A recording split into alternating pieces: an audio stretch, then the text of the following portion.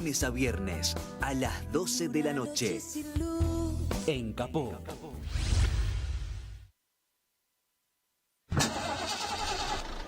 ¿Sabe lo que pasa? Acá le está fallando el engranaje. Si usted no le pone un poquitito de Radio Capú, el engranaje va a seguir fallando. ¿Radio? Caput. Radiocaput.com. Mientras todos duermen, algo muy extraño ocurre en los laboratorios químicos RX. Seguinos en Twitter, @Radio Caput, o en Facebook, Radio Caput. Hoy Chicha se nos fue. En Caput Ana María Cariaga, pero quizás no sobrevuele con su alma de abuela guerrera. pasan cosas. Para darte a vos, Clara Anaí, esos abrazos tejidos y abrigados. El zapabón. Decir que es merecido es poquito, no hay palabras para describir a Chicha. María Victoria. Con nosotros los nietos era sumamente cálida. Yo no me puedo olvidar de los regalitos que nos traía también a nosotros.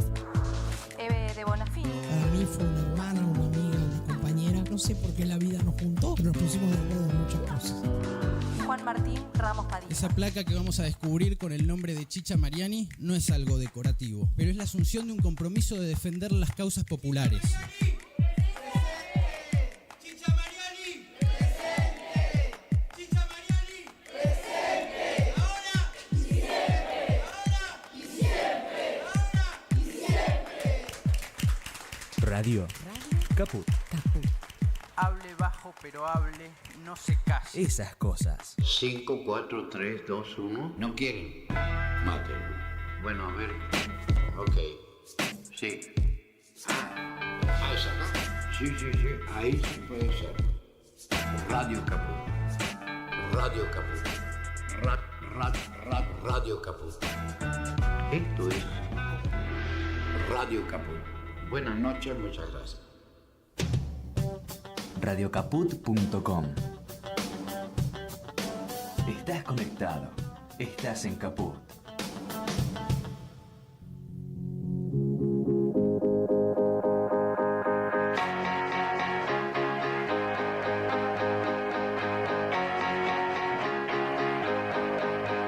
No sé qué cuento no vamos a comer hoy. Cada vez estoy más cerca del sol. Ya no sé dónde poner el amor.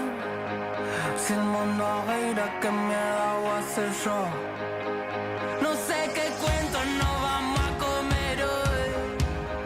Cada vez estoy más cerca del sol. Ya no sé dónde poner el amor. Si el mundo gira, ¿qué mierda voy a hacer yo? El mundo gira y lo mentira. Buenas tardes, bienvenidas a un nuevo jueves aquí en 3 en 1, equipo completo. Estoy aquí junto a Camila García y Diana Holguín, y quien les habla, Charo Álvarez. Un nuevo jueves aquí en 3 en 1, el programa que nos gusta hacer. Y hoy empezamos vamos a hablar de fútbol al principio. Amo. Nos encanta. Ya saben que lo propuse yo, la verdad. Sí, pero verdad. porque pasaron cosas también. Muchas, entre ellas, bueno, una cosa que fue como uno de los temas de la semana, tuvo que ver con la foto de Messi con Trump, de Messi junto al equipo del Inter Miami, ¿no?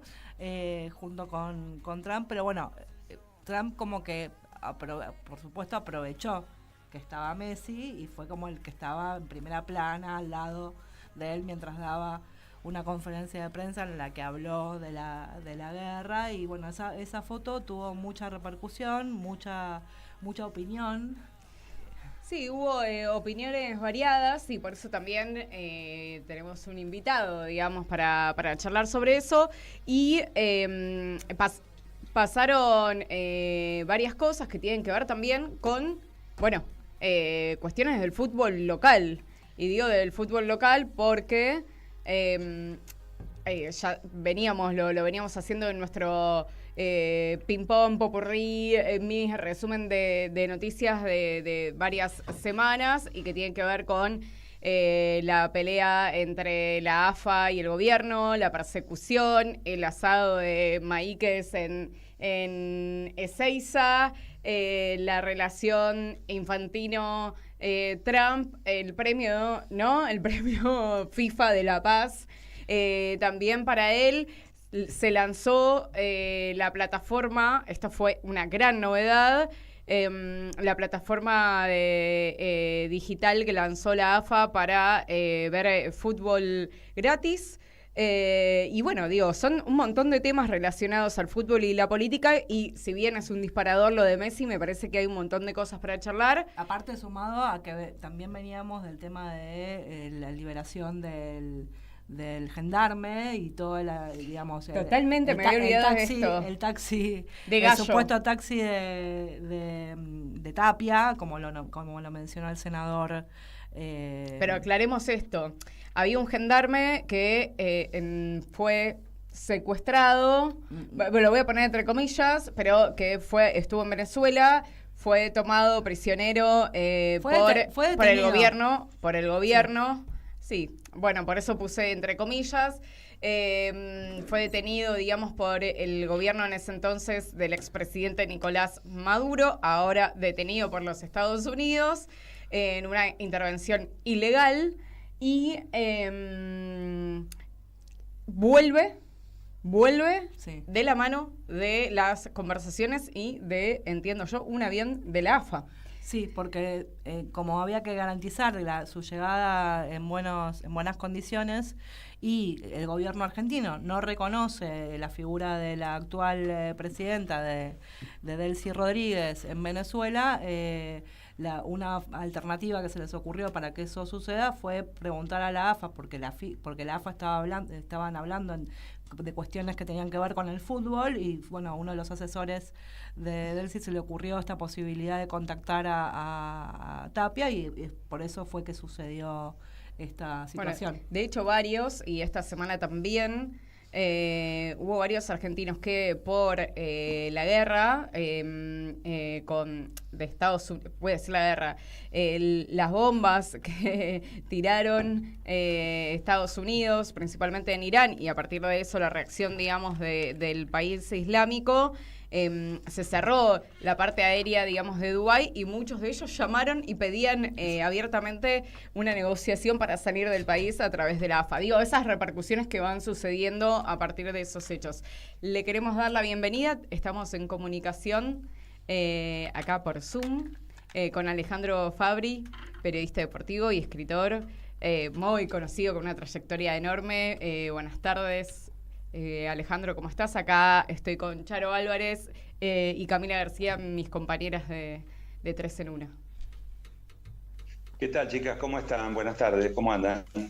Bien. Bueno, bien. Justo estábamos haciendo un poco un popurrí de un montón de noticias en relación entre la política y... De fútbol nada. Algo de fútbol hay, no digamos que no, bueno, vos sos un conocedor, digamos, y tenés un libro acerca de los mundiales, así que digo, sos un conocedor de la historia y en estas tensiones, digamos, entre la política y el fútbol, y es por eso que te agradezco un montón este espacio, porque... No, si bien un disparador es la foto, como se dijo, la foto de Messi con Trump y todo lo que lleva a eso, hay historia, ¿no?, entre el fútbol y la política. Desde el inicio, desde cuando los ingleses se dieron cuenta de lo que habían creado, el fútbol allá por 1908, que empezó a jugarse en los Juegos Olímpicos, y cuando... se dieron cuenta de que el fútbol era un deporte absolutamente democrático, porque no se necesitaba tener dinero para jugar, no se necesitaba medir más de 2 metros, y era una pelota. Después los implementos fueron cambiando, la ropa fue haciéndose, los botines fueron apareciendo, las canilleras, todas esas cosas, pero un deporte que llevaba a que inclusive... cuando había mucho dinero en algún club, en aquellos años, o había gente poderosa que apoyaba, no nos olvidemos que el fútbol nace en las escuelas ricas de Londres, donde los chicos que eran los herederos de sus padres que tenían las fábricas en el inicio de la Revolución Industrial, se dedicaban a divertirse solamente, no trabajaban.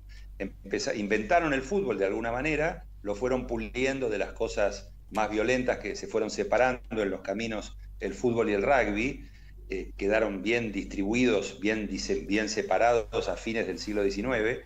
Y bueno, y empezó esa historia hasta que se dieron cuenta que ellos no eran tan buenos jugadores. Entonces, cuando empezó la Revolución Industrial y los ingleses tuvieron esa inteligencia en el medio del Imperio Británico de encontrar un día o un par de días después para que la gente que trabajaba 14 horas por día o 16 horas pudiera tener momentos de entretenimiento, empezaron las carreras de caballos, el boxeo, pero también algo para que hicieran los propios trabajadores. Y ese fue el fútbol. También el rugby y en algún sentido en Inglaterra el cricket, que no tuvo difusión en muchos lugares del mundo, sí en donde fueron colonias británicas, ¿no? Como Australia, la India, Canadá, y algunos países de Sudáfrica y algunos países de África. Y Mauricio Macri. Bueno, y Mauricio Macri, por supuesto, que debe haber inventado el bridge también. Claro. El asunto es que en algún momento esos jóvenes, si ustedes vieron en la pandemia, que fue el momento ideal para verla, una película inglesa llamada El Juego de Caballeros. Sí, la vi. Te iba a decir que la había visto, sí. Bueno, son 6 capítulos donde queda claro el inicio del fútbol y cómo los chicos millonarios, bien alimentados, se encuentran con un muchacho de Escocia, que era obrero de una fábrica donde hacían algodón, pero que jugaba mejor a la pelota que ellos. Y que tenía una virtud, que era que podría driblear. Era uno de los primeros gambeteadores, una especie de bisabuelo de Houseman o de Loco Corbata de la década del 50. Entonces le pidieron por favor a sus padres, dueños de la fábrica, que lo dejaran fuera del trabajo de hacer el algodón y que lo único que hiciera fuera jugar a la pelota, que le pagaran el sueldo. Y ahí empezó, y está explicado en la película, el primer profesional, que fue, yo no recuerdo el nombre, ese escocés que se plegó a uno de los equipos de los colegios de los ricachones ingleses. Bueno, nosotros heredamos esa cultura escocesa a partir de la llegada de Watson Hutton en 1883, con las 3 pelotas desinfladas, que no se las dejaban bajar del barco, porque nadie sabía qué era. No hablaban de una bomba, ni decían que era islámico, ni nada todavía. Pero hasta que pudieron hacerse entender, Watson Hutton bajó las pelotas y allí empezó el fútbol, que se diseminó como una epidemia, y así estamos como estamos con el fútbol. Bueno, pero volviendo al tema principal, pensemos que se van a cumplir dentro de 4 años un siglo del primer campeonato mundial que se jugó en Uruguay, ¿no? En 1930. Pensemos que para 1928, cuando se hacen los Juegos Olímpicos, que Uruguay en fútbol le gana a la Argentina 2-1, ¿Esa es otra estrella que se anotan los uruguayos en la remera? Sí, son 2 las estrellas porque ganaron en el 24 y en el 28. Pero bueno, ellos tienen un pedacito de razón cuando dicen, bueno, pero el fútbol de los Juegos Olímpicos era la única competencia que había, no había campeonatos mundiales, y nosotros ganamos eso, entonces nos consideramos campeones mundiales. Bueno, está bien, no pasa nada. Boca se pone en la camiseta la estrella de 1925, cuando en realidad le dieron un premio de campeón moral cuando se fue de gira con un rejuntado de jugadores de distintos equipos a Europa, y fue el primer equipo argentino que jugó en Europa. Ahí se hizo tremendamente popular porque le fue bastante bien en fútbol, no en el dinero, porque perdieron muchísima plata. Pero digo, volviendo a eso, en 1928, Jules Rimet, el francés que era el presidente de la FIFA, de buena intención, dijo, bueno, vamos a hacer la Copa del Mundo, pero el primer mundial lo tiene que organizar Uruguay, que es el bicampeón de los Juegos Olímpicos. Bueno, todos lo votaron, pero inmediatamente empezó el run de los europeos, que se creían superiores, como siempre, como esos indios del sur de Sudamérica iban a organizar el primer campeonato mundial. Y ahí empezó la campaña de boicot de los ingleses, primero que nada, después de Mussolini, el dictador fascista de Italia, que hizo toda una campaña publicitaria en Europa que convenció a los suecos, a los alemanes y a los españoles de no venir, porque en el Río de la Plata, como era en invierno el campeonato mundial, iban a existir los icebergs, los témpanos que destruyeron al Titanic 14 años antes. Se lo creyeron estos estúpidos y no vinieron. Y Jules Rimet lo único que pudo hacer fue traer a Francia y a Bélgica, que eran 2 países de su influencia, y se adhirieron Rumania y Yugoslavia. Fueron los únicos 4 países de Europa que vinieron a jugar ese mundial, los uruguayos enfurecidos con esta campaña de Mussolini. Para calmarlo a Mussolini, Jules Rimet le aseguró que Italia iba a organizar la segunda Copa del Mundo en 1934. Así fue, y Uruguay no fue a jugar el mundial siendo campeón del mundo en represalia por el boicot al primer campeonato mundial. Bueno, ahora, si uno se pone todo. a pensar, Alejandro, ahora si sucedería eso, nadie diría no voy al mundial. Bueno, todavía no se sabe si Irán va a jugar el mundial. Fíjense, ahora Ayer el secretario de Deportes había planteado que no. Yo había escuchado que había dicho que no. Sí, pero después de eso salió alguien más de Irán a decir que no estaba totalmente certificado que no fueran, pero ahora Trump, en una de sus afortunadas declaraciones de siempre, dijo que sería muy bueno que Irán no viniese. Entonces, a ver, yo no lo veo a Irán yendo al territorio norteamericano a jugar. Más allá de que vos tenés ahora partidos en México y en Canadá, suena medio absurdo. Pero les doy un ejemplo que muestra cómo cambió la FIFA también, ¿no? Ahora que el fútbol es una marca mundial, está repleto de multinacionales, de millonarios que son dueños de los equipos, que lo ponen cada vez más caro. La gente común en Europa ya no puede casi ir a la cancha porque los precios son astronómicos. Cuando a uno le dicen, bueno, ¿y cómo hicieron los ingleses para sacar a los violentos si ahora no pasa nada? No pasa nada en la cancha porque va la clase media y la clase media alta. Porque en los pubs, los hinchas que no pueden ir se muelen a trompadas en todos los partidos si pasa algo complicado. Han sacado a la clase trabajadora de Inglaterra de los estadios a puro dinero, a puro capitalismo salvaje. Pero bueno, les doy un ejemplo de lo que es la FIFA hoy y lo que era la FIFA antes. En 1934 se juega el Mundial en Italia, lo gana Italia en un campeonato que estuvo viciado de muchas sospechas porque el simpático de Mussolini amenazó de muerte a los jugadores de Checoslovaquia que llegaron a la final con Italia y al mismo tiempo citó al plantel italiano donde había 4 jugadores argentinos, 3 de ellos fueron titulares en la final y en los partidos, y les dijo, si no ganan, mueren, o vincere o morire. Bueno, Luis Monti, que era el capitán de la selección italiana, era argentino de acá de Parque Patricios, era el mediocampista central de San Lorenzo, fue el capitán de Argentina en el Mundial del 30. Y a Monti lo amenazaron los uruguayos, hablaron por teléfono con su mamá italiana, que vivía en Boedo, que entendía poco de castellano, y le avisaron que si Argentina salía campeón le iban a matar al hijo.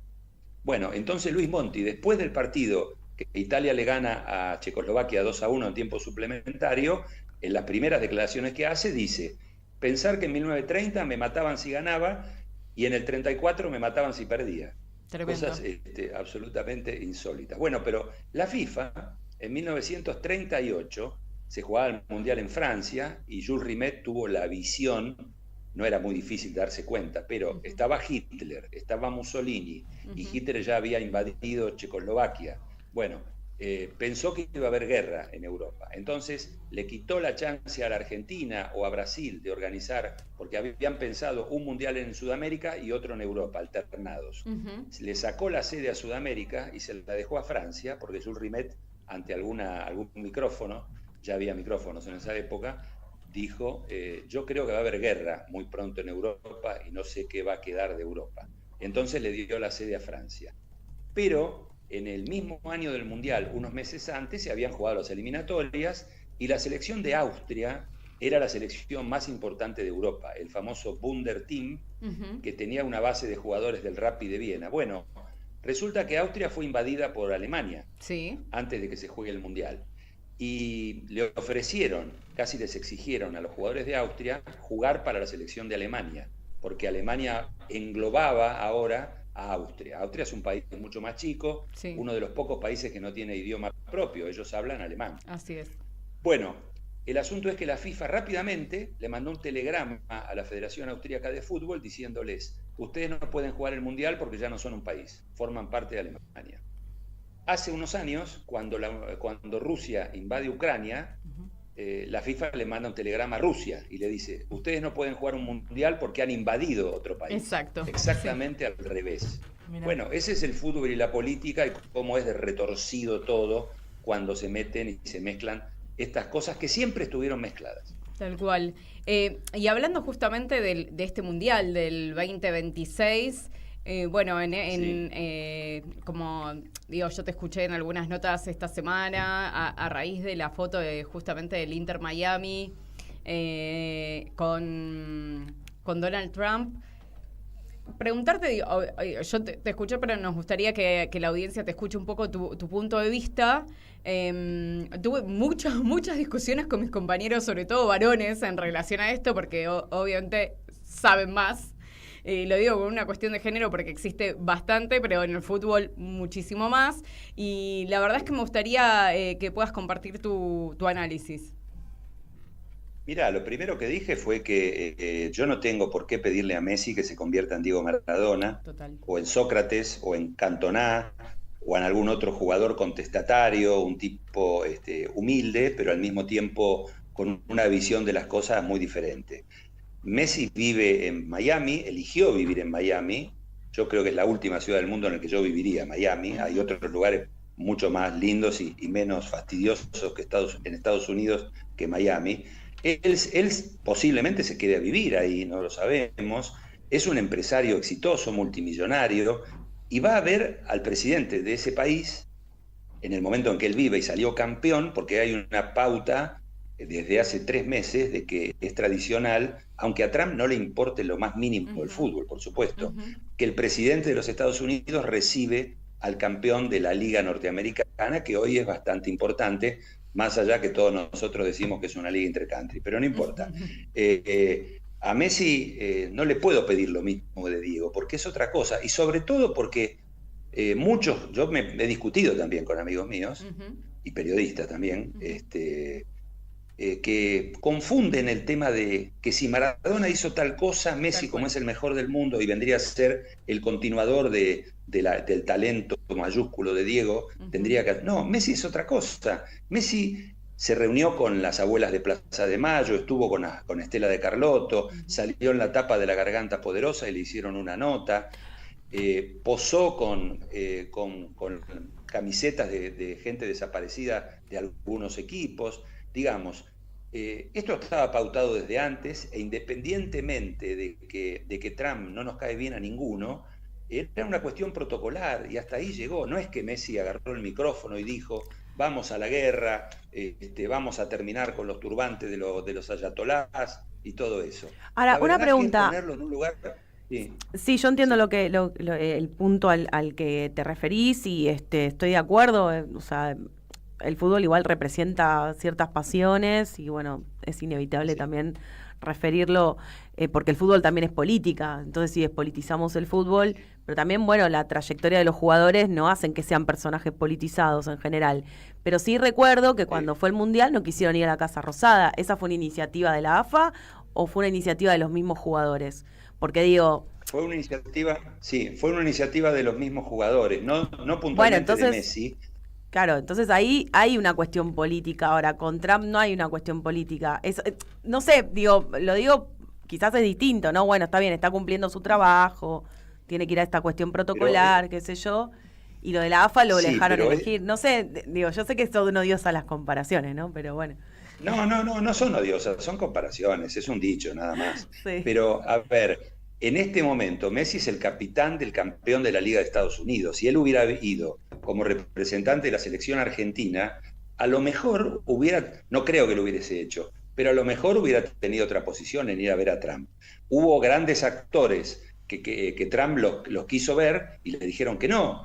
Harrison Ford hace poco y Ben Stiller hace poco. Robert De Niro aparece en todas las redes sociales con carteles contra Trump, permanentemente. Es distinto. Yo creo que él es hay un detalle que en general se pierde de vista, que la enorme, pero casi diría absoluta mayoría de los futbolistas de altísimo nivel competitivo del mundo han virado por economía, por el dinero que ganan, por las relaciones que tienen, en todos grandes defensores de la derecha y la ultraderecha. Esto pasa en todo el mundo, no es nuevo. Por eso decimos, fíjense lo difícil que cuesta encontrar figuras de otros momentos que tengan una expresión diferente, porque siguen viviendo en esos países ultradesarrollados y supercapitalistas. Cantona, Sócrates con la democracia corintiana en la dictadura brasileña, Maradona al margen, Valdano de la manera que habla siempre en España. No sé, podemos nombrar seguramente a 10, 15, pero acá en la Argentina el gran impulsor del mileísmo ha sido el Kun Agüero, que es un exjugador multimillonario que salió del mismo barrio que Diego Maradona y que está convencido de que esa es la verdad.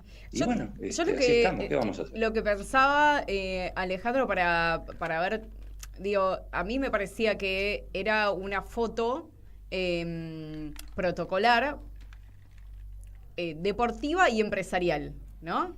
Y quiero decir así porque no la veía, algunos decían, bueno, los jugadores son todos medios boludos, son medios ignorantes, lo voy a poner así como comillas, ¿no? Como son medios boludos, son medios ignorantes, no saben, en general no saben nada, no sé qué, nada. Después es, bueno, ¿qué le vamos a pedir si son solo jugadores de fútbol, ¿no?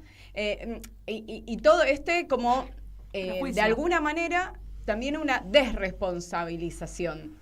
¿Y qué quiero decir con esto? Yo lo pensaba no desde el lugar de, bueno, fuiste a un lugar protocolarmente, la institución tiene que cumplir, es decir, uno tiene un contrato, quizás tiene empresas, digo, hay un montón de cuestiones ahí propias del Inter Miami, e inclusive podría ir porque muchos de sus negocios se relacionan con el Partido Republicano, ¿no? Que tiene que ver con eso, porque me parece que justamente el Messi, que en general, digo, más allá de lo que vos contaste con respecto a Estela de Carlotto, a la Garganta Poderosa también, digo, para sumar, digamos, desde ese lugar, siempre cuidó muchísimo su imagen. Digo, hay alguien que no es cualquier jugador en el mundo, ni es cualquier, entre comillas, tonto ni ignorante. Es, yo le digo así, la Lionel Andrés Messi Corporation. Digo, hay una empresa tremenda con asesores de imagen,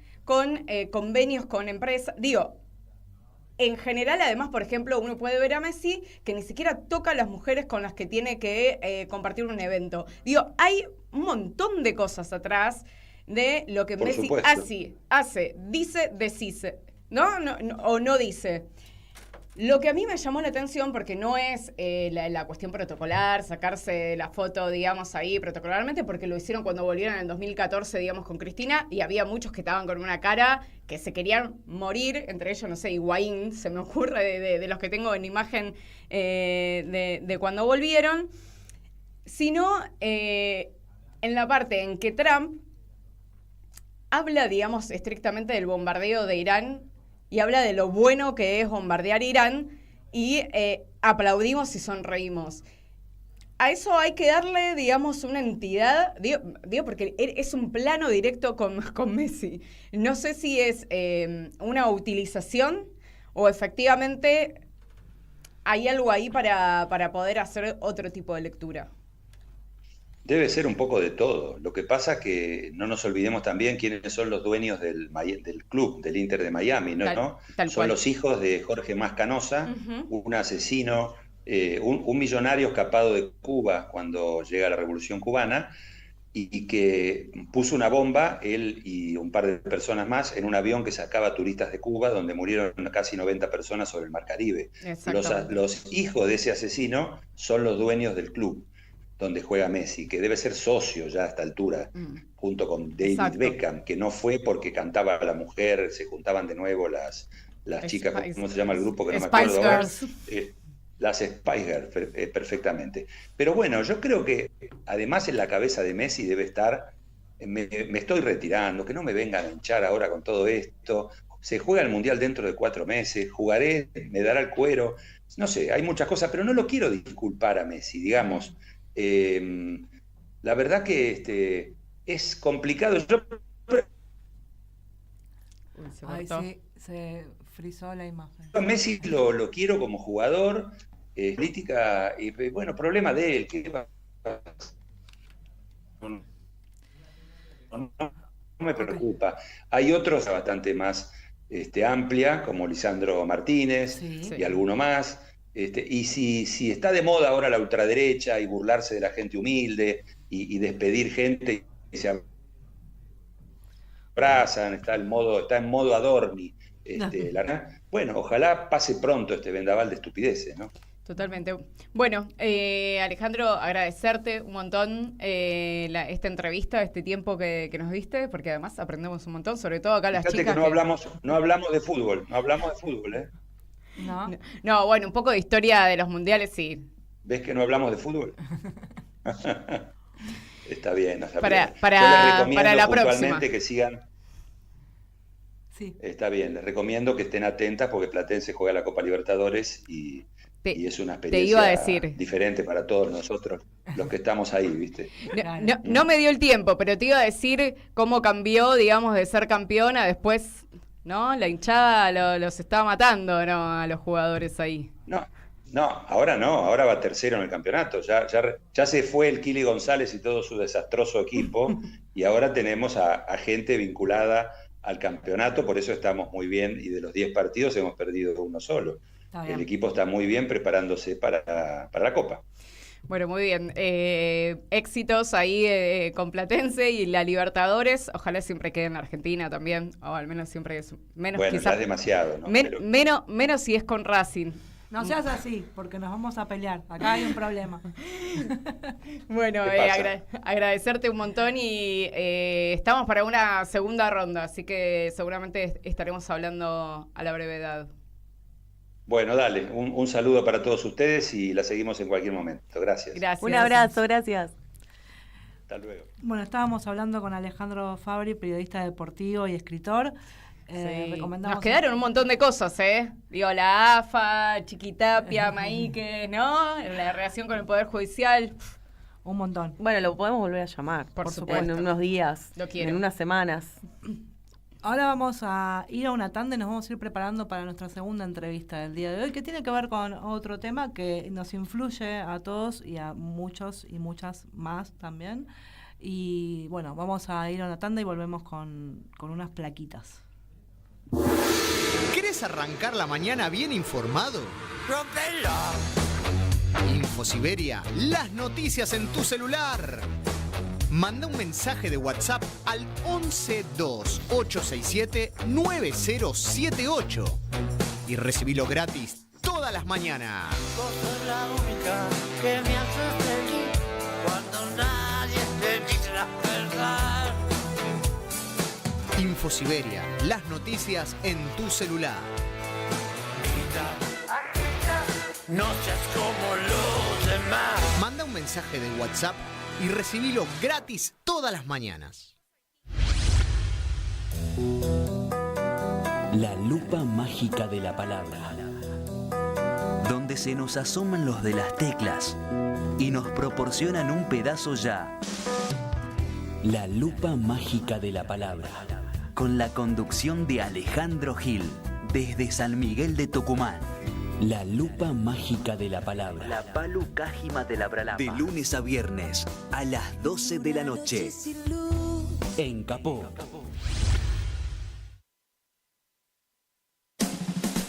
Dos miradas que se cruzan para hablar de nuestra realidad. Desde la radio y con la enorme posibilidad de comunicarnos con todos ustedes, queremos charlar con la gente, con los protagonistas, con los actores. Diseño Universal. Fabián y Fernando Galarraga. A pesar de los intentos de invisibilizarla para señalar que estamos viviendo una situación verdaderamente trágica. Una propuesta colectiva para dejar nuestras individualidades prejuiciosas atrás. Se aprobó con unanimidad una ley que empieza a mejorar un poquito la situación de las familias y de las personas con discapacidad. Diseño Universal. Viernes a las 14 por Radio Caput. ¡Ah, sí! Si quieres ver un paraíso, solo mira a tu alrededor y velo. Radio Caput. Desde el lugar de las utopías.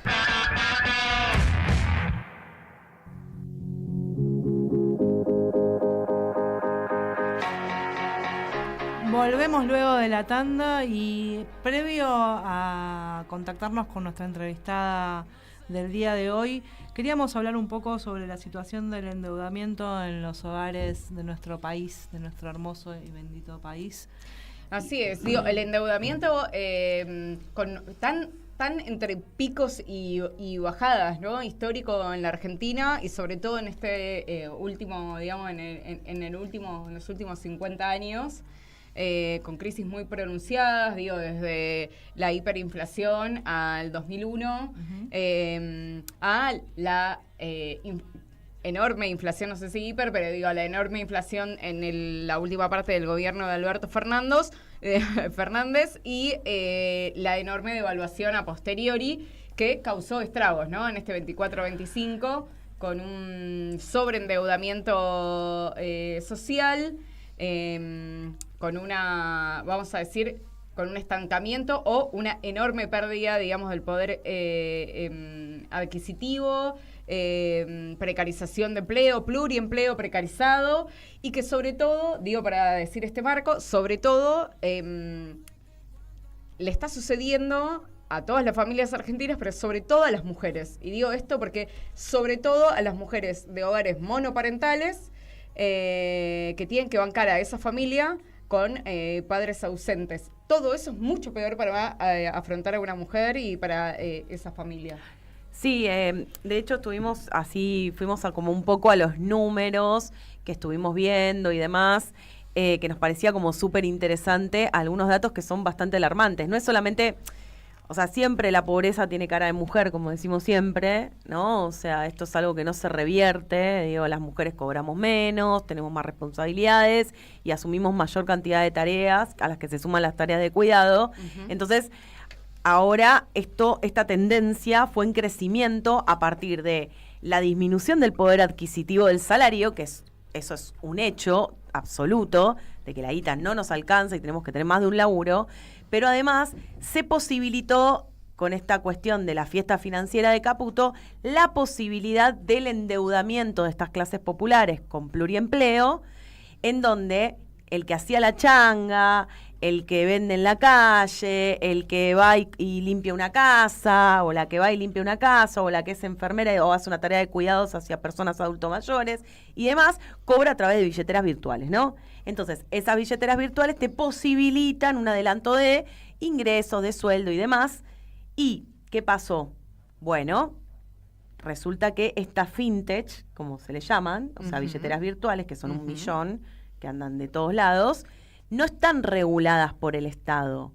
Con lo cual, el dinero que entra, cuando estas empresas consideran a intereses usurarios que hacen estos préstamos y consideran que tienen que devolvérselo y no se los están devolviendo, entonces ahí tenemos un problema en el cual les retienen el dinero, y muchas veces esas personas que quizás hacían una changa o cobraron a través de una billetera virtual, porque hoy toda la economía casi es virtual, la pierden esa plata. No, sí, y ahora esta semana salió la noticia de que te pueden retener parte de tu salario directamente.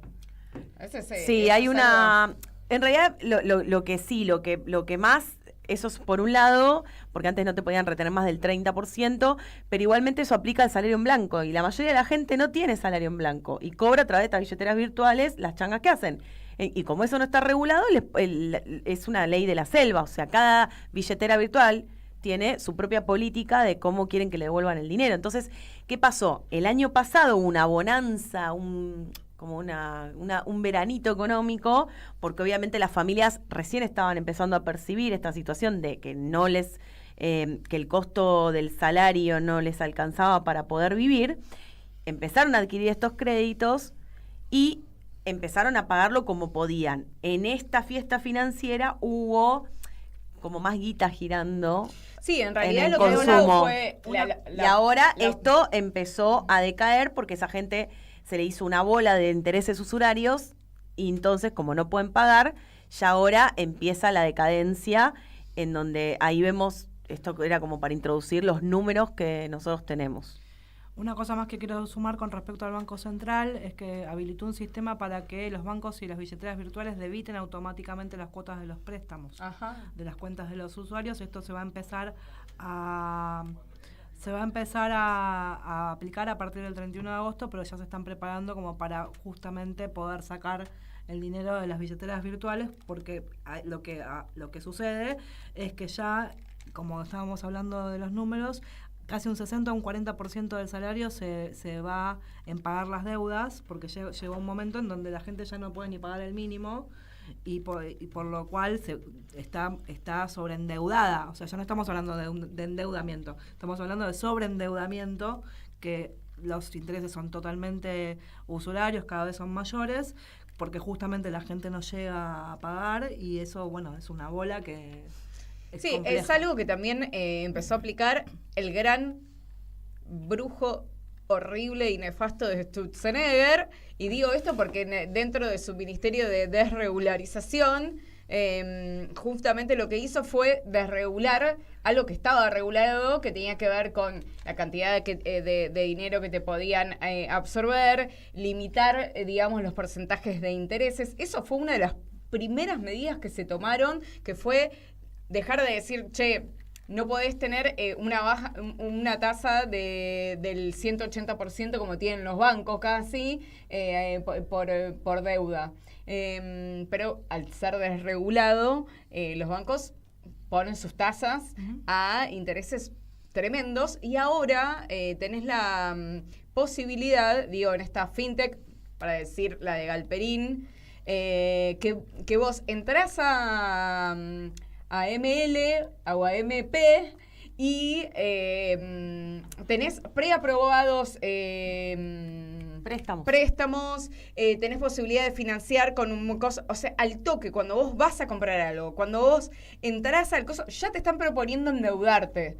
Me parece que eso también es una estrategia comercial. Lo que sí le está pasando, como decías vos, Cami, es que ahora le está significando gran parte de eso, le está significando una deuda porque la gente no lo puede pagar. Exacto, porque al principio significó una inyección de consumo, porque naturalmente las personas se endeudaban para poder comprar comida o algunas otras cosas más, el que podía financiar. Ahora estos préstamos son exclusivamente para comprar comida, y eso es lo alarmante, digo.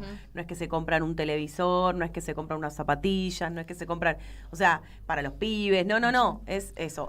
Armamos unas plaquitas que las vamos a rever rápido, porque si no vamos a tener tiempo para hablar con la entrevistada que tenemos, que es una persona que está siendo víctima de este sistema, que eso es lo que nosotros queríamos retratar.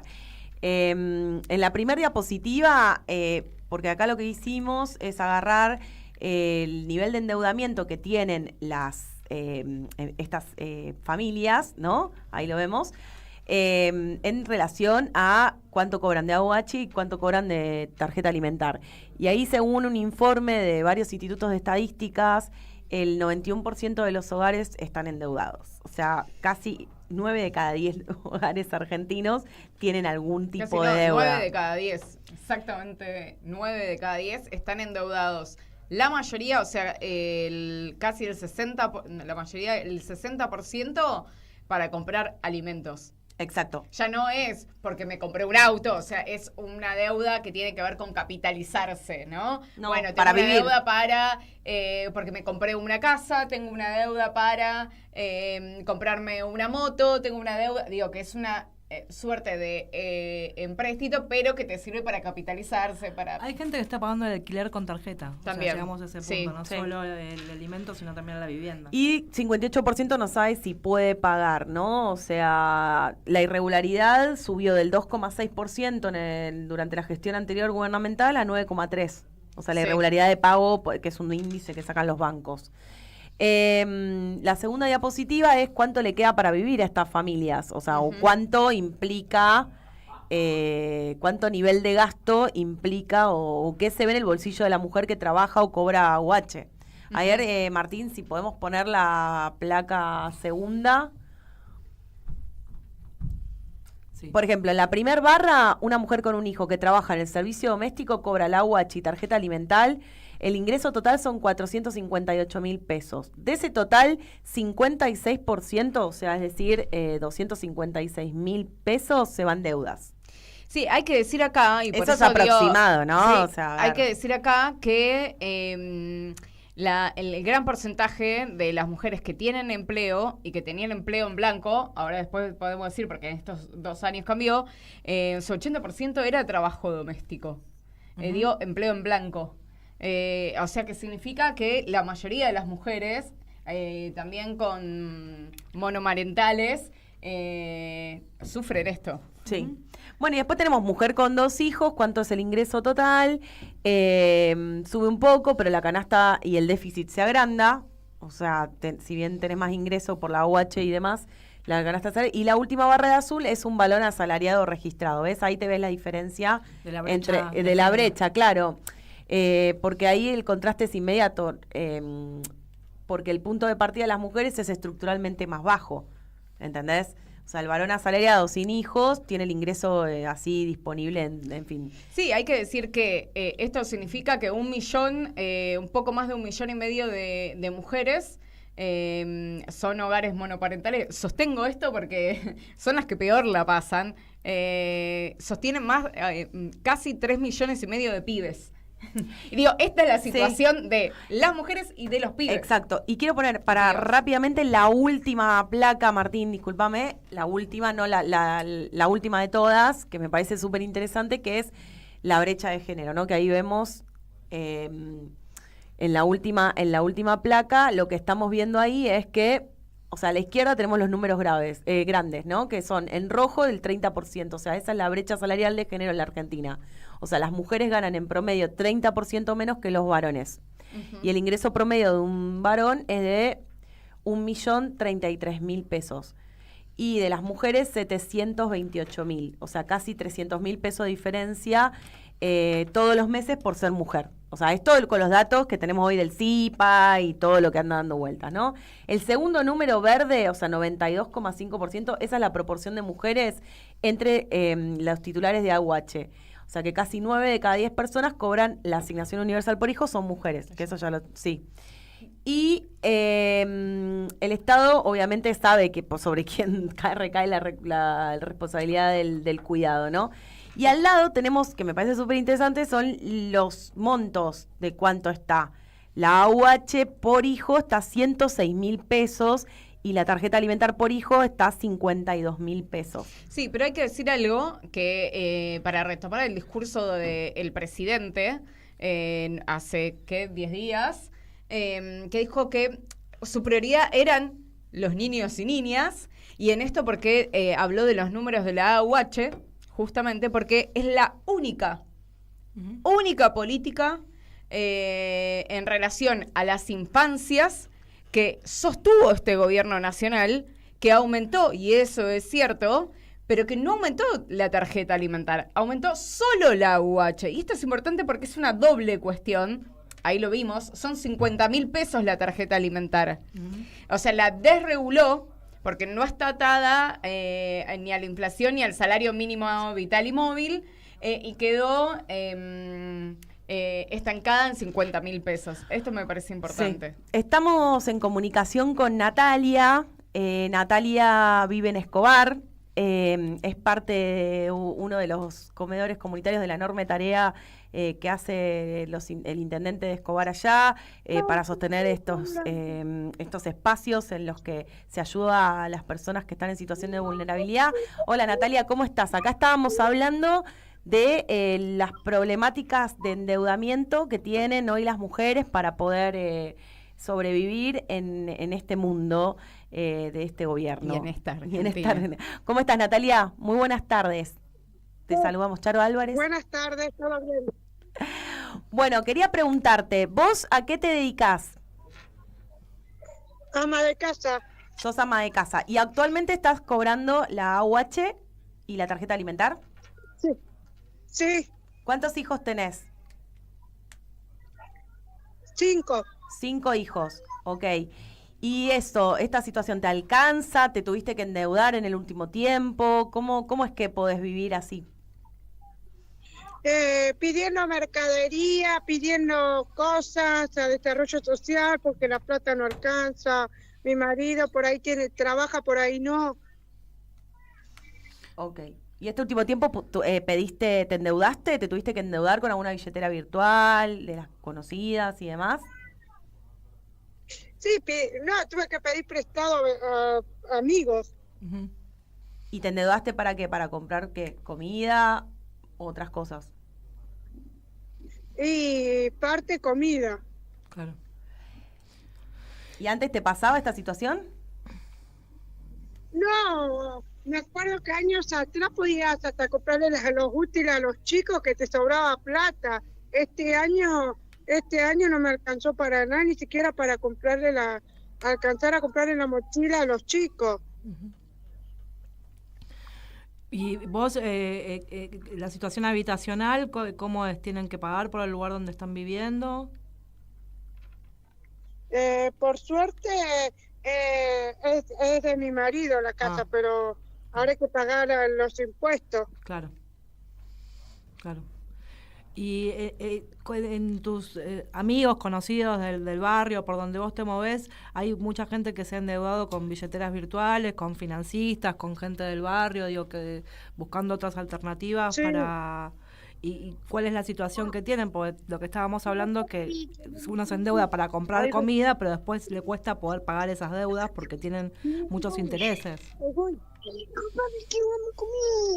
Sí, por ejemplo, yo tengo a mi hermano que es discapacitado, también le pasa lo mismo. Claro. ¿Y tuvieron Que también tiene 5 chicos. ¿Tuvieron dificultades con la cuestión del CUD, de su discapacidad, debido a las políticas del gobierno? Sí, tuvo muchos problemas. Él necesita... ¡Ay, milanesa no comer! Mi amor. Sí, el chiquito. Tiene problemas con, por ejemplo, con su pastilla, que le están dando más vueltas para dársela, todo es un desastre todo esto. ¿Y tu percepción en general con tus compañeras del comedor, con las compañeras, digamos, con las que pateás, digamos, el barrio, es que la gente está peor, se está dando cuenta? ¿Hay alguna sensación respecto a cómo están, cómo estaban y cómo quieren estar? Digo, quizás muchas de esas compañeras o de esas vecinas votaron este gobierno. Sí, la verdad que es un desastre. La verdad que cada vez están más caras las cosas, la comida. Más cuando tenés chicos, es un desastre. ¿Cuánto es el ingreso? ¿Se puede saber el ingreso que tienen en tu hogar, más o menos mensualmente? Sí, con lo que yo cobro de la asignación y por ahí mi marido que cobra changuitas, no llega ni a 50.000 pesos casi. Perdón. 500.000 pesos. Claro, está bien, perfecto. Entonces... y buscás, digamos, ¿tienen comedores cerca donde van a asistirse? ¿Ha aumentado la cantidad de gente que asiste al comedor en este último tiempo? ¿Lo notaste también eso? Sí, por ejemplo, acá tenemos 2. Tenemos uno de un vecino y el de Norma. Y se están sosteniendo porque muchos de esos comedores comunitarios, bueno, eran apoyados por el Ministerio Nacional de Desarrollo Social. Seguramente quizás hay más un apoyo ahora más municipal. Sí, pero hay a veces que no pueden hacer porque no les trae la mercadería, por ejemplo. Claro. Está difícil. Bueno, Natalia, te agradecemos muchísimo por la comunicación. Estamos haciendo este informe y necesitamos también contar la experiencia de mujeres que todos los días se están resistiendo frente al embate económico que propone este proyecto nacional. Sí. Así que te agradecemos muchísimo por la comunicación. Que coman rico, milanesas. Un abrazo enorme. Un beso. Gracias. Bueno, ahí escuchábamos a Natalia, una vecina de Barrio Escobar. 500.000 pesos, viejo. Que, bueno, justamente con la asignación, lo que decías vos, Diana, de que, bueno, la asignación es lo único que ellos no dejaron de aumentar acorde a la inflación, pero... No así la tarjeta alimentaria. No así la tarjeta alimentar, y no así el salario mínimo vital y móvil, no así el salario normal, no así nada, digo. La mentira de Milei de la prioridad del gobierno sobre las infancias es algo que, bueno, particularmente a mí me enerva. No, y tenés razón, o sea, eso seguro. Bueno, ya estamos llegando al final. La verdad que tuvimos un programa variopinto y con distintos temas, pero con la voz de la gente de la calle, que está en un lugar particular, que puede contar esta situación, que es lo que queremos también mostrar a veces. Así que las esperamos el próximo jueves a las 7 aquí en Radio Caput. Junto a Camila García, Diana Holguín y Charo Álvarez, quien les habla. Gracias Martín Loza por la operación técnica y nos vemos el jueves que viene. Y ponemos Molotov. Molotov. Hit.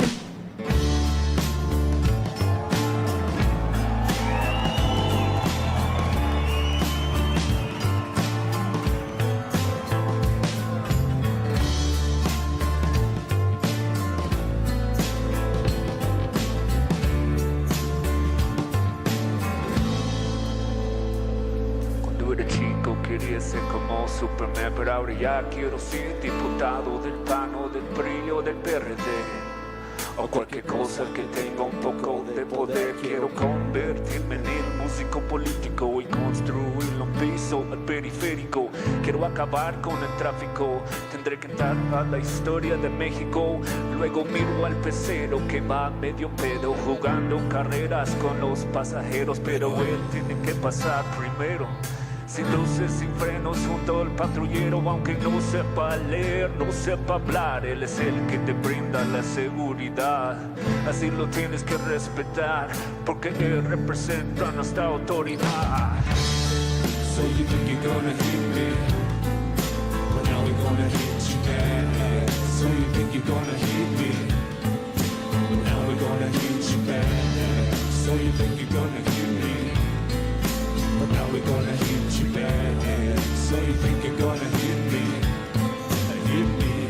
Te meterá en el bolsillo una sustancia ilegal y te va a consignar al poder judicial, y ahí seguro que te irá muy mal, porque te harán coco wash con agua mineral. Porque a ti creíamos todos los mexicanos. Te dimos trabajo pagado y honrado y te dimos un arma para cuidarnos, y el arma que usas la usas para robarnos. Y aunque quieras quejarte con papá gobierno, le pides ayuda y te mandan al infierno, porque tendremos que tirar bombedo.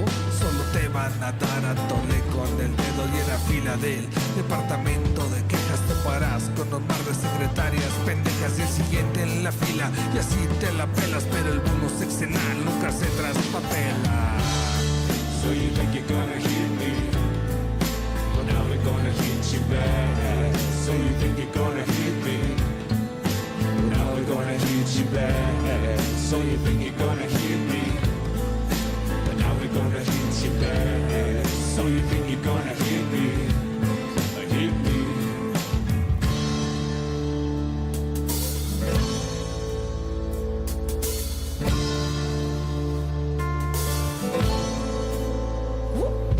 México y Latinoamérica unida, la misma historia, la misma herida, los mismos conflictos, las mismas tiranías, las mismas dictaduras cargadas de mentiras. ¿Y tú? ¿Qué no conoces de nobleza? Porque tú sabes que en el fondo este pueblo piensa, nos une la lucha, nos une la fuerza. Un pueblo organizado es un pueblo con conciencia. Exigimos un cambio a los jefes de Estado, dueños de diario, de tele y de radio, que